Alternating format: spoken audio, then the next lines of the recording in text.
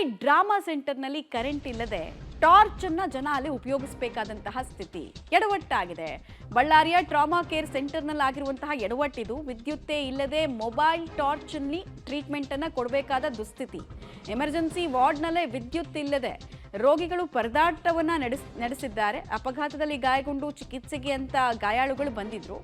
Mobile ಟಾರ್ಚ್ನಲ್ಲಿ ಚಿಕಿತ್ಸೆಯನ್ನ ಪಡಿತಾ ಇರುವಂತಹ video ಈಗ ವೈರಲ್ ಆಗ್ತಾ ಇದೆ.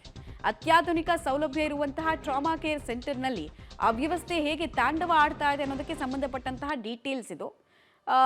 ಈಗ ನಿಮಗೆ ವಿಜುವಲ್ಸ್ ಅನ್ನು ತೋರಿಸ್ಬಿಡ್ತೀವಿ. ಮೊದಲನೇದಾಗಿ ನೋಡಿ, ಟ್ರೀಟ್ಮೆಂಟನ್ನು ಕೊಡಬೇಕಾದ್ರೆ ಪ್ರತಿಯೊಬ್ಬರ ಕೈಯಲ್ಲಿ ಕೂಡ ಅಲ್ಲಿ ಮೊಬೈಲ್ ಟಾರ್ಚ್ ಇದೆ.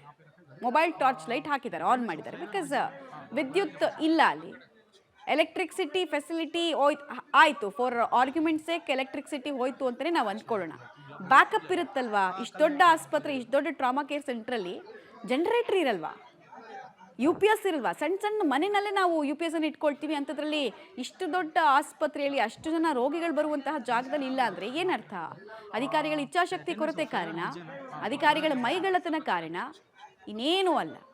ಆರೋಗ್ಯ ಸಚಿವಾಲಯ ಇದನ್ನು ನೋಡಬೇಕು. ಆಮೇಲೆ ಬಳ್ಳಾರಿ ಭಾಗದಿಂದ ಈ ಥರದ ಆರೋಪಗಳು ಮೊದಲನೇ ಸಲ ಅಲ್ಲ ಕೇಳಿ ಬರ್ತಾ ಇರೋದು. ಬಳ್ಳಾರಿಯ ಬಹುತೇಕ ಆಸ್ಪತ್ರೆಗಳದ್ದು ಇದೇ ಕತೆ.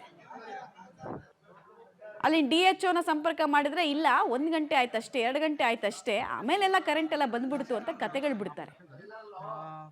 ಬಟ್ ನೋಡಿ ಅಲ್ಲಿ ಎಷ್ಟು ಜನರಿಗೆ ಇನ್ಕನ್ವೀನಿಯನ್ಸ್ ಆಗಿದೆ ಅಂತ. ಅದನ್ನು ಟ್ರಾಮಾ ಕೇರ್ ಸೆಂಟರ್ ಅಂತ ಅನ್ಬೇಕಾ ನಾವು, ಅಥವಾ ಫಿಶ್ ಮಾರ್ಕೆಟ್ ಅನ್ಬೇಕಾ? ಅಷ್ಟು ಜನ ತುಂಬಿಸ್ಕೊಂಡಿದ್ದಾರೆ. ಎಲ್ಲರ ಕೈಯಲ್ಲಿ 3-4 ಮೊಬೈಲ್ ಇದೆ, ಟಾರ್ಚ್ ಇಟ್ಕೊಂಡು ಬಿಡ್ತಾ ಇದ್ದಾರೆ ಕಣ್ಣಿಗೆ ಡೈರೆಕ್ಟಾಗಿ.